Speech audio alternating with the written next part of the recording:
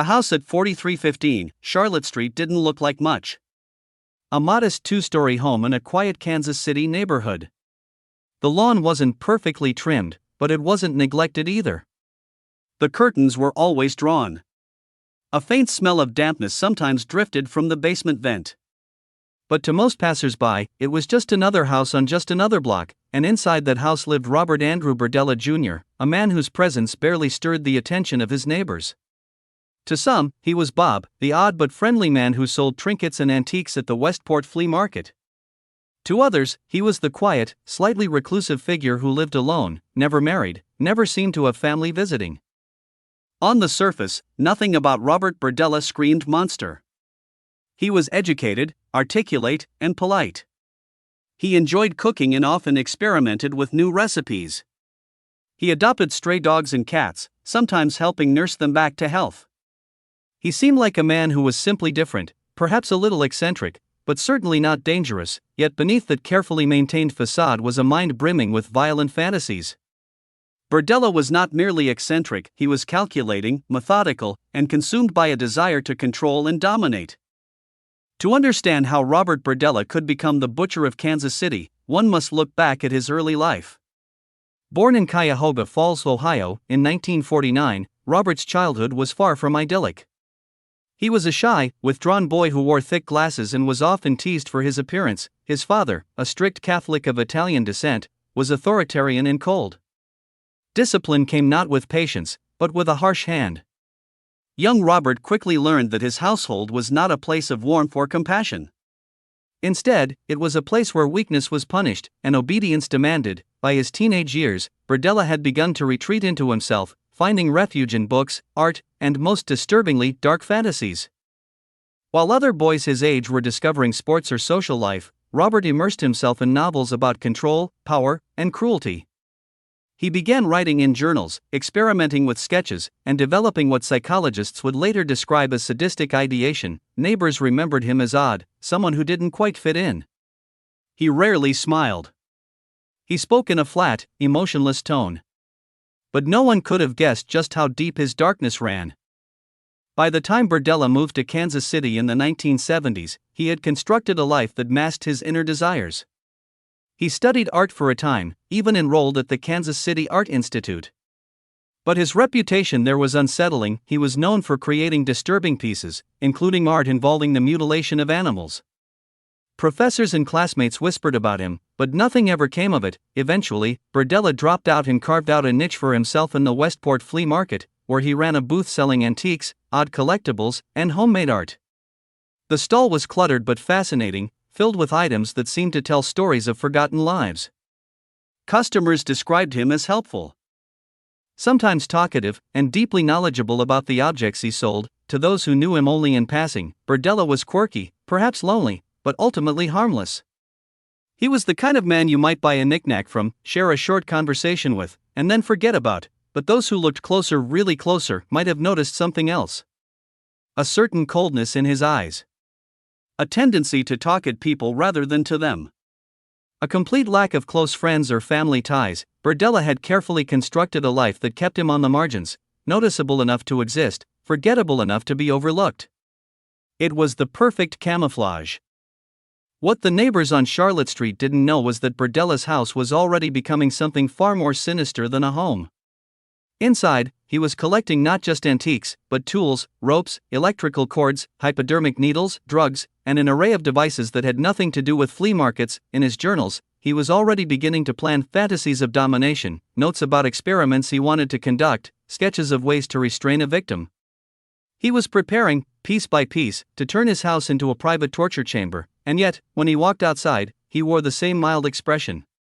He smiled faintly at neighbors, he waved to other vendors at the flea market, and he blended seamlessly into the fabric of Kansas City life. For years, no one suspected. For years, Robert Berdella perfected the art of appearing normal, but soon, that mask of normalcy would begin to crack. Summer in Kansas City, 1984, the heat pressed down on the city, thick and unrelenting. People fanned themselves on porches, children played in the cracked sidewalks, and the faint hum of cicadas echoed through the night. Life went on as usual in the neighborhoods of Westport. But inside the house at 4315 Charlotte Street, a nightmare was unfolding. His name was Jerry Howell, a 19-year-old with an easy smile and a restless energy. Jerry wasn't a stranger to Robert Berdella. In fact, Berdella knew Jerry's father, who had once done work for him. Jerry himself had even visited the flea market booth from time to time, chatting casually with Berdella. Jerry was young, naive, and trusting. He lived a life full of possibilities, never imagining that stepping into Berdella's car would be the last decision he'd ever make. On the night of July 5, 1984, Berdella offered Jerry a ride.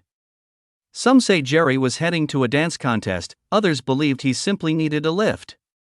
Either way, he got into Berdella's car, unaware that his fate was sealed. As they drove, Berdella's calm voice lulled Jerry into a false sense of security. He had already prepared for this moment. In his pocket, he carried a mixture of tranquilizers and sedatives, drugs he had been stockpiling for years. When Jerry's drink was offered, it seemed innocent enough. But soon, his head grew heavy, his limbs weak. His vision blurred. By the time Berdella pulled into the driveway of his Charlotte Street home, Jerry could barely move. Neighbors later recalled hearing nothing unusual that night. The house remained quiet, curtains drawn, lights dim, but inside, a teenager was chained to a bed. What makes Robert Berdella so terrifying is not simply that he killed. It was how he killed. He was not impulsive. He was not frenzied. He was deliberate. Calculated. From the very first victim, Berdella kept meticulous records. He wrote down the time he injected drugs, he noted Jerry's reactions, when he moaned, when he begged, when he grew weaker. He catalogued the progression of his torture as though it were a scientific experiment. Jerry Howell endured hours of unimaginable torment. Bound, gagged, and completely at Berdella's mercy, he was subjected to a level of cruelty that defies comprehension. Berdella's fantasy had become reality, and he was determined to savor every moment. By the morning of July 6, Jerry was dead. His young life, full of potential, extinguished within the walls of a suburban home that gave no hint of the horror inside. Berdella faced his next challenge: what to do with Jerry's body. Unlike many killers, he had no access to remote woods or rivers. He lived in the middle of a neighborhood, with houses only feet away. Every decision carried risk, so he became practical. Cold. Efficient, with a knife and a set of tools, he dismembered Jerry Howell in his basement. Piece by piece, he cut the teenager apart, wrapping the remains in black plastic trash bags. Then, as casually as one might take out household garbage, Berdella left the bags at the curb for the city to collect. No one questioned it. No one suspected that the ordinary trash bags lined up outside 4315 Charlotte Street contained the remains of a human being. By the time garbage trucks came rumbling through the neighborhood, Jerry Howell had vanished without a trace. When Jerry's family reported him missing, police treated it as a runaway case. After all, Jerry was young. Teenagers disappear all the time, they reasoned. There was no body, no crime scene, no reason to suspect foul play, and Robert Berdella? He kept his composure. If anyone asked, he shrugged. He hadn't seen Jerry, he claimed. Perhaps Jerry had just left town. His calmness, his ability to lie without hesitation, allowed him to slip through suspicion, but behind closed doors, Berdella was writing. Detailing every step. Reliving his first kill through careful notes and memories. To him, Jerry Howell wasn't just a victim. He was the beginning of something greater. The death of Jerry Howell did not satisfy Berdella. Instead, it awakened a hunger. He had discovered the intoxicating power of complete control over life and death. He had proven to himself that he could dominate, torture, and kill without getting caught, and once he tasted that power, he could never let it go. For Robert Berdella, the house at 4315 Charlotte Street was no longer just a home, it was a hunting ground, a laboratory, a place where dark fantasies could be indulged without consequence, and the first kill was only the beginning. By 1985, the small, ordinary-looking house at 4315 Charlotte Street had become something far more sinister. To neighbors, it was unremarkable, an aging home with peeling paint and a man who kept mostly to himself. But inside, the walls were absorbing screams, silence, and secrets that no one could imagine. Robert Berdella had crossed a threshold. The murder of Jerry Howell had taught him how easy it was to lure, drug, torture, and dispose of a victim without raising suspicion. Now, he began to refine his methods, perfecting his role as a predator. In April 1985, Berdella encountered Robert Sheldon, a 20-year-old drifter who sometimes stayed at his house when he needed a place to crash. Sheldon was polite, shy, and troubled, exactly the kind of young man Berdella knew he could manipulate. Unlike Jerry Howell, Sheldon wasn't abducted with force. He came willingly. Berdella offered him shelter, and Sheldon, perhaps weary of the streets, accepted, but once inside, he was quickly reduced to nothing more than another experiment. Berdella had grown bolder. He began experimenting with chemical injections, using tranquilizers, animal tranquilizers, and even household cleaners to see how Sheldon's body would react. He documented everything: when he screamed, when he lost consciousness, when the drugs caused paralysis. The cruelty wasn't random, it was deliberate. Berdella wanted to explore the limits of human endurance. For Sheldon, the torture was unbearable. But unlike Howell, Berdella didn't kill him right away.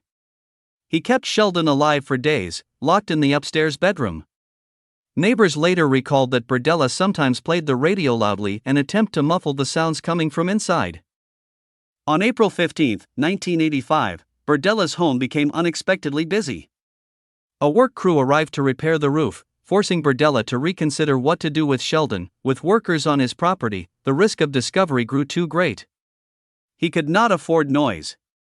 He could not afford a witness, so Berdella made a cold decision: Sheldon had to die. He strangled him, ending his suffering not out of mercy, but out of necessity. Just as he had done with Jerry Howell, Berdella dismembered Sheldon's body in the basement. The process was smoother now, almost mechanical. He wrapped the remains in garbage bags and left them for trash collection. The city unknowingly carried away the evidence, leaving the killer free to continue.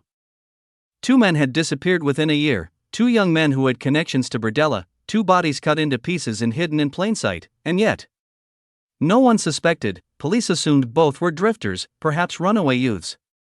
No crime scene existed, no bodies were found. Families mourned, but the city moved on. Meanwhile, Berdella's confidence grew. He had developed a pattern: lure young men with offers of shelter, drugs, or money, drug them into submission, torture, and record the results, kill and dismember them, dispose of the remains in the trash. The pattern was as precise as a recipe. And Berdella was addicted to perfecting it. Though no one knew the truth, a subtle unease began to spread in the neighborhood. People whispered about Berdella's odd behavior, his secretive lifestyle, his refusal to let anyone inside, the strange smells sometimes drifting from the house. Some thought he was eccentric. Others thought he was hiding something. But no one guessed the magnitude of his crimes. At the flea market, he remained the same Robert Berdella: quiet, polite, a man who sold antiques and trinkets with a smile. No one knew that his hands, which placed figurines on shelves, had also held knives, syringes, and ropes. After Sheldon, Berdella's obsession deepened. He was no longer satisfied with the act of killing alone. He wanted to refine his experiments, to push his victims further, to explore new dimensions of control, and so, the quiet home on Charlotte Street became a place of ritualized cruelty. Each new victim was another step into darkness. The pattern was set, and Kansas City was about to be shaken by a wave of disappearances that no one could explain. By 1986, Robert Berdella was no longer experimenting, he was thriving in his double life. To the outside world, he was still the quiet man at the flea market, selling antiques, old books, and trinkets. To a select few, he was also a known provider of drugs, but beneath that carefully maintained mask, he was now a hunter who had perfected his ritual. Each crime made him bolder, each murder more intricate. On a sweltering summer day in June 1985, Berdella found his next victim, Mark Wallace, a 20-year-old who had occasionally worked odd jobs for him. Wallace was depressed, vulnerable, and looking for comfort. Berdella offered him shade, a drink, and a solution to his problems: tranquilizers. Within hours, Wallace was incapacitated. The torture began, and this time Berdella escalated his techniques. High-voltage electrical shocks were applied to Wallace's body. He injected animal tranquilizers to study their effects. He noted carefully when Wallace screamed, when he begged, when his body convulsed. For a full day, Wallace endured pain that no human should. Eventually, his body could take no more. He slipped into unconsciousness and died. To Berdella, Wallace's death was not tragedy, it was data. Later that year, September 1985, Berdella targeted James Ferris, a 20-year-old who, like the others, was young, troubled, and easy to lure. This time, Berdella pushed further. Ferris was kept alive for nearly 27 hours, subjected to repeated injections and electrocution. Berdella meticulously documented every reaction in his disturbing journal. 6 p.m., administered 2 cubic centimeters tranquilizer. 7:30 p.m., applied electric shock to genitals. 9:15 p.m., patient still conscious, moaning. The word patient was chilling. To Berdella, Ferris wasn't a man. He was an experiment. Ferris's screams filled the house, but Berdella's radio played louder. Neighbors heard nothing unusual. By the following evening, Ferris was dead, his body joining the others in dismemberment and disposal. In June 1986, Berdella encountered Todd Stoops, a 21-year-old sex worker familiar with Kansas City's streets. Stoops had met Berdella before, but this time, stepping inside Charlotte Street, he unknowingly sealed his fate. Berdella grew obsessed with him.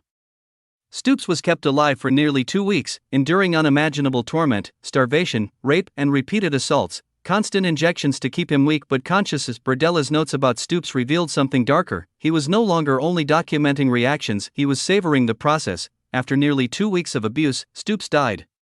His body, like the others, was carved apart and discarded as though it were nothing more than trash. By now, whispers in the neighborhood grew louder. Strange smells often came from Berdella's home, especially on garbage days. He carried heavy, tightly sealed bags to the curb late at night. Some locals noticed young men entering his house but never leaving, yet, without concrete evidence, suspicions faded into silence. People told themselves Berdella was odd, eccentric, maybe even creepy, but not dangerous. After all, predators like that lived in movies, not next door. In 1987, Berdella met Larry Pearson, a young man who shared his interest in occultism and oddities. Pearson likely thought he'd found a kindred spirit. Instead, he found himself trapped in Berdella's basement. For 6 long weeks, Pearson was subjected to torture. Berdella pushed his experiments further. This was no longer only about control, it was about prolonging suffering. Eventually, Pearson tried to resist, biting Berdella during an assault. The bite enraged him. Furious, Berdella beat Pearson with a heavy log until he was dead. This murder revealed something chilling. Berdella's composure could crack. Behind his meticulous planning was still an uncontrollable rage. By the late 1980s, Berdella had killed at least 6 young men. His methods had evolved, from quick killings to prolonged torture, from fear of discovery to confidence that no one would catch him, from clinical notes to sadistic pleasure. The small house on Charlotte Street had become a chamber of horrors, yet the world outside carried on unaware. But Berdella's reign of terror was not destined to last forever. One victim would survive. And his escape would expose everything. By the mid-1980s, Robert Berdella had refined his rituals of torture and murder. But what set him apart from many killers was not just his cruelty, it was his obsession with documentation. Berdella didn't just keep notes, he kept photographs. Stacks of Polaroid pictures began piling up in his home. Each photograph captured a moment of pain, humiliation, or death. Each one was both trophy and record, a way to relive his crimes long after the screams had faded. Whenever he brought a new victim into his house, the Polaroid camera was never far away, victims bound to the bed, eyes wide with fear, bruises spreading across skin, syringes puncturing veins, gags forced into mouths. The flash of the camera froze these horrors in time. Sometimes, Berdella forced his victims to pose, arranging their bodies in grotesque ways before pressing the shutter. Other times, he snapped photos at the height of their agony, his journal notes aligning with each frame. 10:30 p.m., applied shock. Photograph taken. It was as though he believed he was creating a grotesque medical archive. For Berdella, the photos were more than memories, they were proof of control. Each Polaroid confirmed his ability to dominate another human being completely. Unlike many killers who sought to hide their crimes, Berdella embraced evidence. He wanted to remember. He wanted to relive. The photos became his secret world, one he could revisit whenever he desired. Alone in his house, he could flip through the images and feel the same rush of power he had felt when the photo was taken. By 1987, Berdella had amassed dozens of Polaroids and hundreds of pages of notes. They were hidden throughout the house, inside drawers, in boxes, tucked under piles of junk. If anyone had stumbled upon them, the truth would have been undeniable. But no one did. His house remained his fortress, its secrets safe behind locked doors. Some of the most haunting images Berdella took were of his victims after death, bodies slumped lifelessly against the wall, eyes open, staring into nothing, limbs bound even in death. These Polaroids revealed the ultimate depth of Berdella's obsession. He wanted to preserve not only the act of torture, but the very moment life slipped away. The photographs told a story of horror that words could never fully capture. They were silent witnesses to pain too great for imagination. For years, Berdella believed his secret archive was safe. He had perfected his ritual, and the Polaroids were locked away, never leaving his house. But fate had other plans, because when Berdella's empire of cruelty finally crumbled, it would be the Polaroids themselves that condemned him. The photographs, once his source of pleasure, would become undeniable evidence in a courtroom. The very thing he cherished most would lead to his downfall.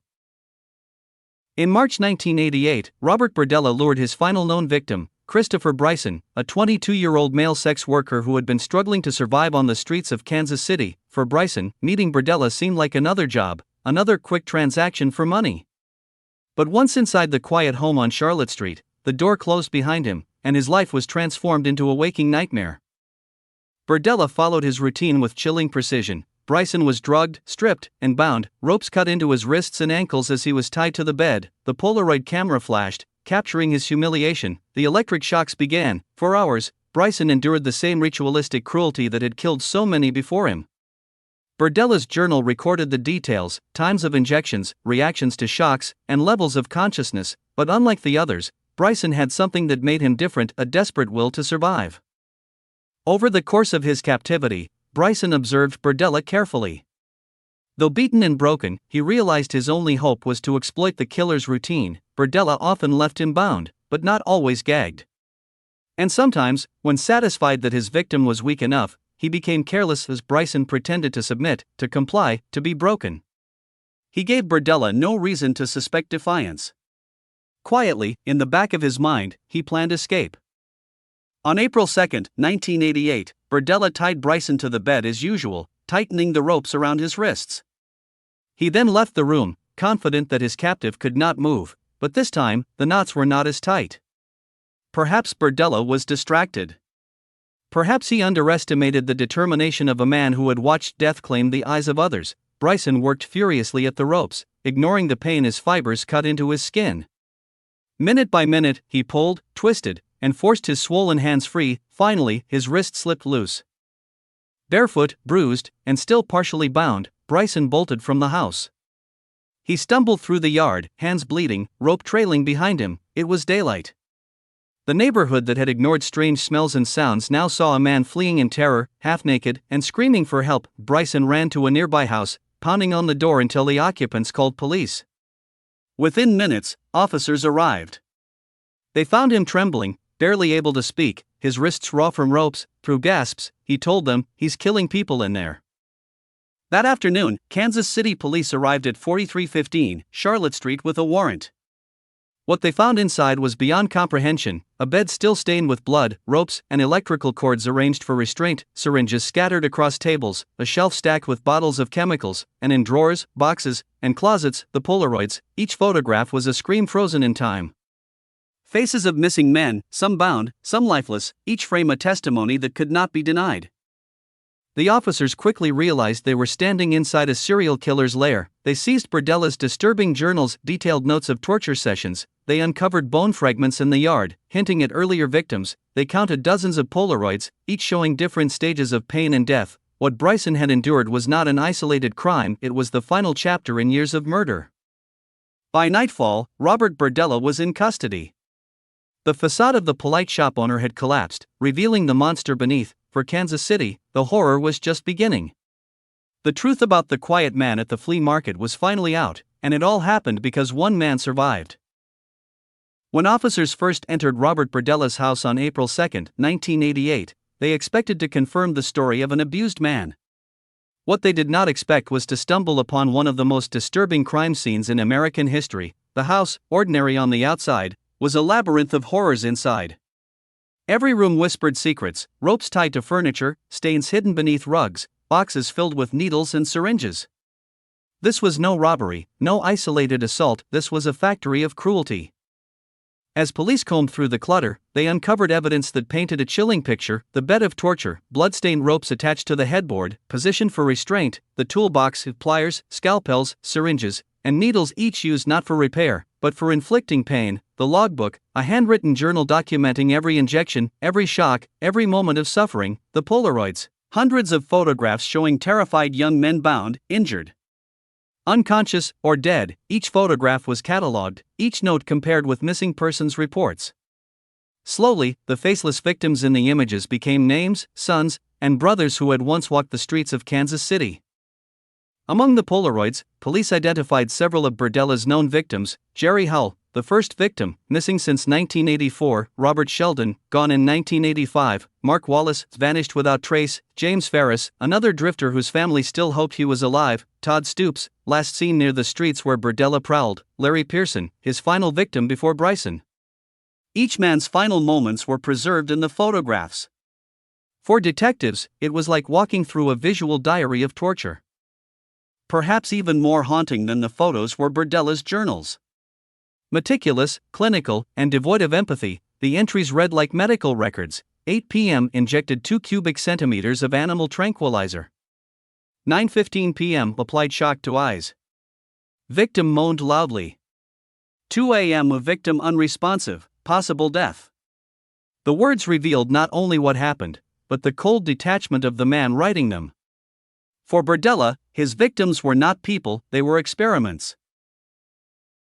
News spread quickly through the quiet neighborhood of Hyde Park. Reporters flooded Charlotte Street, their cameras aimed at the now infamous house. Neighbors, once dismissing Berdella as simply odd, now spoke of their unease, the strange smells that drifted on summer nights, the young men who came but never left, the way Berdella avoided eye contact, kept to himself, and locked his doors tight. The realization hit hard: they had lived beside a monster, and no one had stopped him. Detectives faced a grim task. Without intact bodies, proving murder was difficult. Berdella's disposal method, dismembering victims and placing remains in garbage bags, meant evidence had been lost to landfills years earlier, but they had something stronger: the Polaroids and journals. These were not just records, they were confessions in plain sight. Each entry, each photograph, was a silent testimony of the atrocities committed. By the time the investigation was complete, police were certain at least 6 men had died at the hands of Robert Berdella, but whispers persisted: were there more? Could the number be higher? Some investigators believed other unidentified men in the Polaroids hinted at additional victims. Regardless, the portrait was clear: Berdella was one of the most methodical and sadistic serial killers America had ever known. The evidence collected from Charlotte Street would soon make its way into the courtroom. Reporters called it the House of Horrors. But in truth, it was more than just a house. It was a window into the darkest parts of the human soul. The trial of Robert Berdella was about to begin, and the world would finally hear the story that neighbors, friends, and Kansas City itself had tried to ignore. By late 1988, Kansas City had become the unwilling host of a trial that would haunt its history. The courtroom buzzed with tension. Reporters packed the benches, sketch artists sharpened their pencils, and the families of missing men sat stiffly, clutching photographs of their lost loved ones. Everyone was waiting for one man, Robert Berdella. When he entered the courtroom, wearing thick glasses and an unassuming suit, whispers filled the room. He didn't look like a killer. He looked like a librarian, or an accountant. But the evidence spoke louder than appearances, and the evidence was horrifying. The prosecution knew they didn't have intact bodies. They couldn't put skeletal remains in front of the jury as they might in another case. Instead, they relied on the mountain of evidence taken from Berdella's home: the Polaroids showing victims at different stages of torture, the logbooks where he described injections, shocks, and mutilations, the testimony of Christopher Bryson, the man who escaped. The prosecutor, confident and unflinching, told the jury, "These are not mere photographs. These are snapshots of murder. They are windows into the soul of a man who saw human life as nothing more than raw material for his sadistic desires." Each time a photograph was shown, the courtroom gasped. Families wept. Even hardened detectives looked away. Berdella's lawyers faced an impossible task. Their client had already confessed, sort of.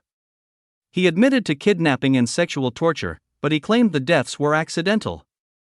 His argument was chilling in its simplicity. He was experimenting with drugs. He wanted to keep his companions alive, not kill them. Deaths were merely the unfortunate outcome of experimentation. The defense tried to humanize Berdella, painting him as a man obsessed with control, not murder. But the words rang hollow against the backdrop of Polaroids in journals. Perhaps the most disturbing moments came when Berdella himself addressed the court. His voice was flat, unemotional, clinical. He described injecting victims with animal tranquilizers, shocking them with electrical cords, even breaking bones to ensure they could not escape. At one point, when asked why he continued after the first death, Berdella replied, "I wanted to see if I could improve the process." The words chilled everyone in the room. There was no remorse, no humanity, just cold, scientific detachment. Throughout the trial, families of the victims sat in silence, their grief etched on their faces. A mother who had once prayed for her missing son to come home now had to endure Polaroids of his suffering. A brother clenched his fists so tightly his knuckles turned white. Some left the courtroom in tears, unable to bear the details. For them, the trial was not just about justice, it was about reliving nightmares. After weeks of testimony, the jury deliberated. It didn't take long. The evidence was overwhelming. Robert Berdella was found guilty on multiple counts of murder, kidnapping, and sexual assault. He was sentenced to life imprisonment without the possibility of parole. As the sentence was read, Berdella showed no emotion. No tears, no anger, no regret.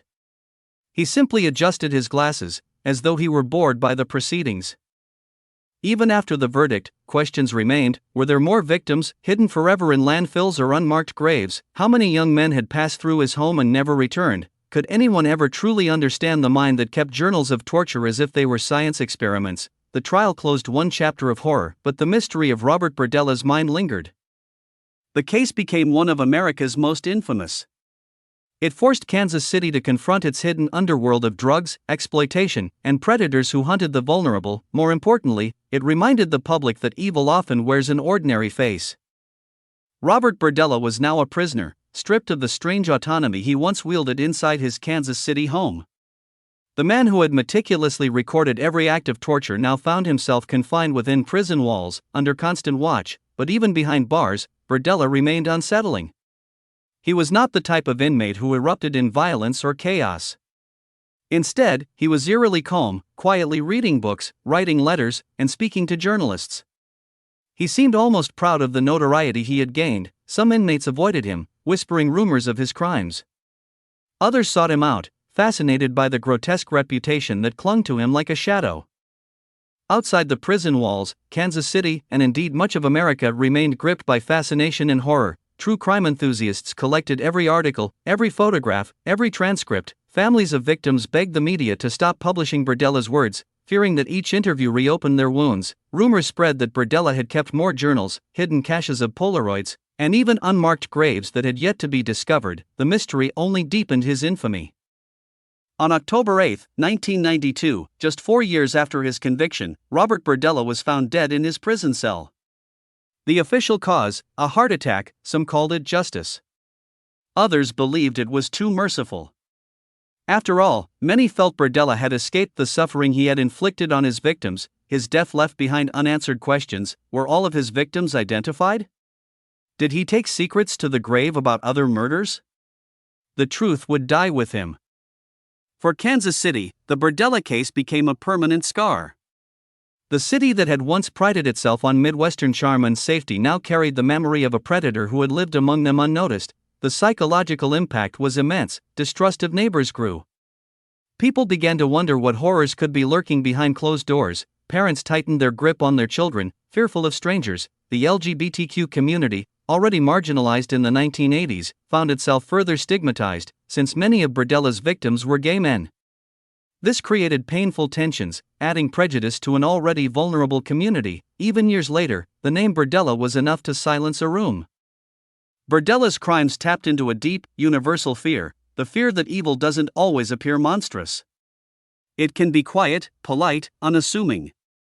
It can run a small business in the neighborhood. For psychologists, his case became a disturbing example of control-driven sadism, a man who didn't kill for rage or money but for the methodical thrill of domination. The journals and Polaroids became infamous teaching tools in criminal psychology, grim reminders of how far obsession can descend into depravity.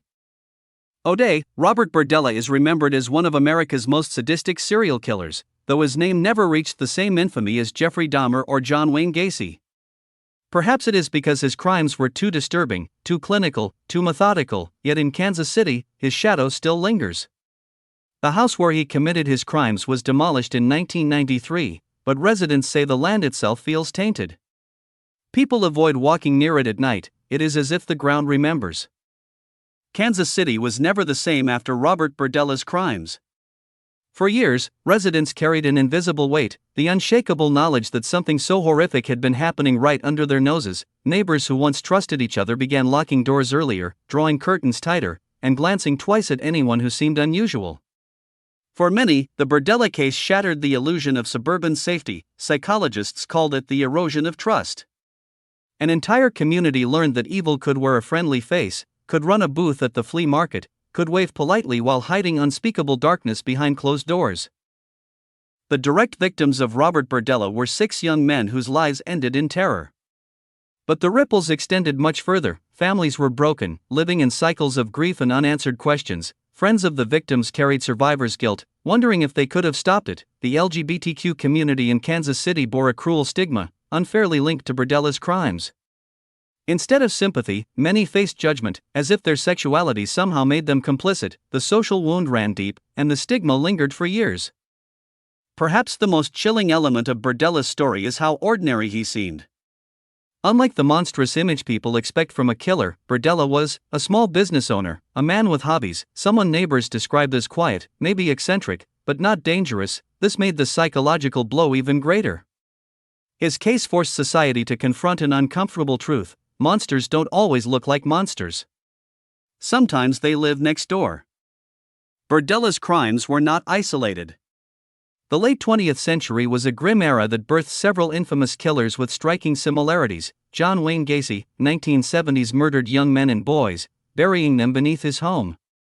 Like Berdella, he appeared friendly and ran a small business. Jeffrey Dahmer, 1990s, lured men back to his apartment, where he killed and dismembered them. His crimes, like Berdella's, involved horrifying rituals of control. Dennis Nilsen, UK, 1980s, murdered men in his London flat, keeping their bodies hidden for weeks. He, too, documented his acts in chilling detail. All shared the same terrifying pattern: the killer hiding in plain sight, living double lives, committing atrocities behind closed doors. The Berdella case, alongside these others, left society with new fears and new questions. How can someone so normal hide such darkness? What signs do we miss in the people around us? How do we protect the vulnerable from predators who use trust as a weapon? These questions echo to this day, not just in Kansas City, but across the world. The house where Berdella tortured and killed was demolished, but residents claim the land still feels cursed.